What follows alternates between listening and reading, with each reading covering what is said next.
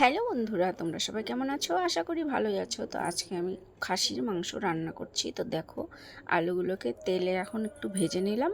আর আজকে ইচ্ছা হচ্ছে যে মেখে রান্না করি। দেখো, লঙ্কা প্রচণ্ড গরম, একটু লঙ্কার জল লাগলে হাত জ্বালা করে, তাই আমি ক্যারি ব্যাগ হাতে লাগিয়ে মাংসটা মেখে নিলাম। তো মেখে নেওয়ার পরে এদিকে আলু ভাজা হয়ে গেছে, জিরা তেজপাতা আর পেঁয়াজ ফোড়ন দিয়ে মাংসগুলোকে দিয়ে দিলাম। তো মাংসটাকে এমনভাবে কষাবো পুরো কালা হয়ে যাবে। তোমরা দেখতেই থাকো আমার মাংসটা কেমন কালা হয়। তো দেখো, এই যে ফুটছে। তো চর্বিগুলো পরে দিব। এই যে চর্বিগুলো পরে দিয়েছি। দেখো কালারটা দেখো, জাস্ট কালো হয়ে গেছে। তোমাদেরকে বললাম না যে মাংসটা কালোই হয়ে যাবে। তা এবার এটাকে নামিয়ে প্রেসারে দিব।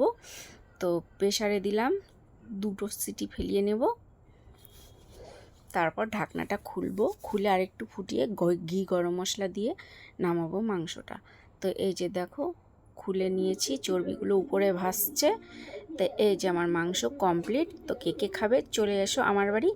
ভালো লাগলে আমার পাশে থাকবে। টাটা।